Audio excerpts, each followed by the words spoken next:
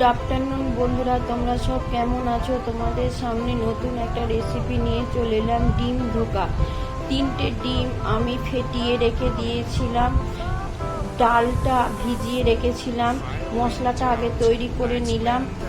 আদা, লঙ্কা, পেঁয়াজ, রসুন, টমেটো সব বেটে নিলাম। বেটে নেবার পর আমি একটা পাত্রে ঢেলে রাখলাম। ঢেলে রাখার পর ডালটা বেটে নিলাম। ডালটা বেটে নেবার পর আমি ডালের মধ্যে মশলা দিলাম, নুন, হলুদ, জিরের গুঁড়ো, লঙ্কার গুঁড়ো, নুন, মিষ্টি। ডিম, ডাল, মশলা সব একসাথে ফেটিয়ে আমি একটা জায়গায় রেস্টে রাখতে দিলাম। আলু কেটে নিলাম। আলুটা কেটে নেবার পর আমি গ্যাসে কড়া চাপালাম। কড়াইয়ে আমি তেল দিলাম, গোটা জিরে, শুকনো লঙ্কা, 5 ফোড়ন। আলুগুলো লাল লাল করে ভেজে নিলাম।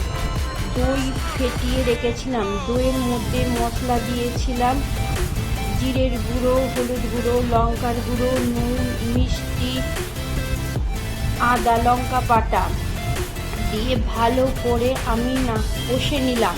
কষে নেবার পর আমি কড়াইয়ে জল ঢেলে দিলাম আলুগুলো সেদ্ধ হবার মতন।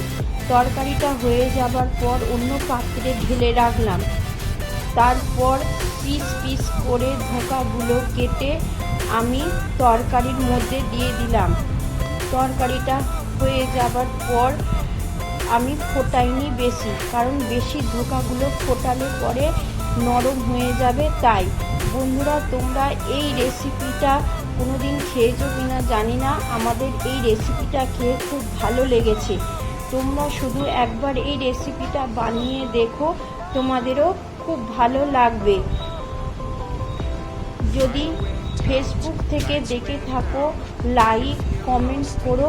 ইউটিউব থেকে দেখলে পরে সাবস্ক্রাইব করো, লাইক করো, কমেন্ট করো।